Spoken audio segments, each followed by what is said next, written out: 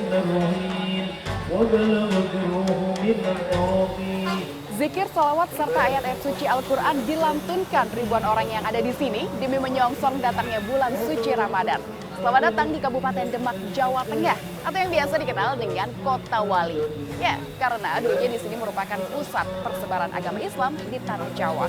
Lantas seperti apa kisah persebarannya dan apa saja peninggalan-peninggalannya?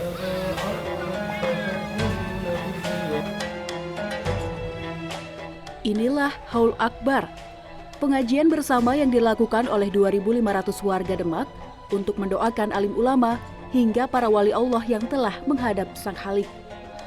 Dilakukan di alun-alun Kabupaten Demak, tradisi rutin ini dilaksanakan setiap bulan Sya'ban atau Ruwah sebelum memasuki bulan suci Ramadan.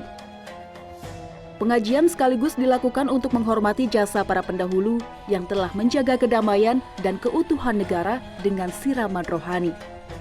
Ya, Kabupaten Demak memang sangat kental dengan segala tradisi yang bernafaskan Islam. Bukan tanpa sebab, kisah persebaran agama Islam pertama di Tanah Jawa ada di Demak. Dan Masjid Agung Demak menjadi salah satu bukti sejarahnya. Siapa sangka, masjid yang juga menjadi tujuan wisata di Jawa Tengah ini telah berusia 553 tahun, syarat akan sejarah Islam Nusantara abad ke-15. Salah satu pendirinya adalah Raden Fatah, seorang putra mahkota dari Prabu Brawijaya V, yaitu Raja Majapahit ke-11. Bermula saat Raden Fatah bertemu dan berguru dengan salah satu wali Songo, yaitu Sunan Ampel, di tengah perjalanan menemui ayahandanya di Kerajaan Majapahit. Di tangan Sunan Ampel, Raden Fatah dididik ajaran-ajaran Islam selama 4 tahun, hingga akhirnya ia mendapatkan suatu tugas penting. Isman Pratama, salah satu peneliti arkeolog serta sejarah masjid-masjid kuno di Indonesia, memaparkan cerita mengenai Raden Fatah. Kemudian Raden Fatah ini ditugasi oleh gurunya tadi untuk menyebarkan Islam ya di daerah yang kita sebut sekarang daerah Gelagawangi, ya daerah Bintoro, yang kemudian kelak nanti Bintoro itu menjadi Demak. Daerah Gelagahwangi adalah hutan dengan sedikit penduduk, namun disinilah awal mula Raden Fatah mendirikan sebuah pondok pesantren. Dari usahanya ini, Raden Fatah menunjukkan kegigihannya dalam menjalankan tugas. Ia mengenalkan agama Islam kepada masyarakat setempat yang masih menganut kepercayaan pra-Islam. Ia mensyiarkan Islam dengan cara menerapkan contoh dalam kegiatan sehari-hari di pondok pesantren yang dipimpinnya. Suwagyo, salah satu takmir Masjid Agung Demak, menceritakan keberhasilan Raden Fatah kala itu.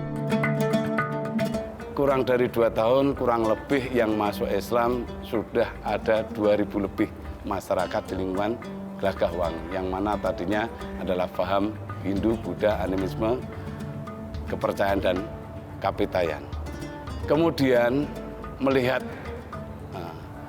keberhasilan dan kesuksesan Raden Fatah, Wali Songo datang dan berkumpul di Pondok Pesantren Gelagahwangi, musyawarah mufakat dengan Raden Fatah untuk mendirikan masjid yang sekarang dikenal masyarakat luas adalah Masjid Agung Demak.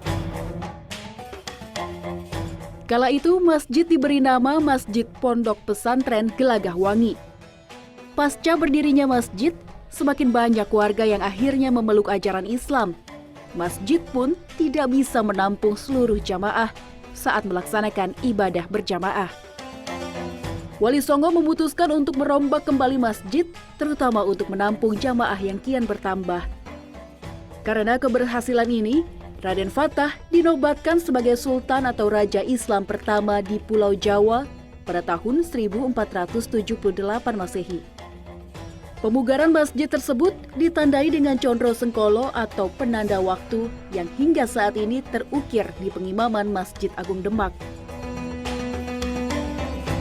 Dengan condro sengkolo, dikasih tanda seekor bulus atau kura-kura, yang mana menunjukkan tahun orang mengartikan, yaitu kepalanya 1, kakinya 4, badannya dianggap angka 0, terus ekornya dianggap angka 1. Jadi 1401 Saka. Identik dengan tahun 1479 Masehi. Itu masjid masa Kasultanan atau Wali Songo. Ada 2 kali pemugaran. Namanya juga berubah, Masjid Kasultanan Demak Bintoro.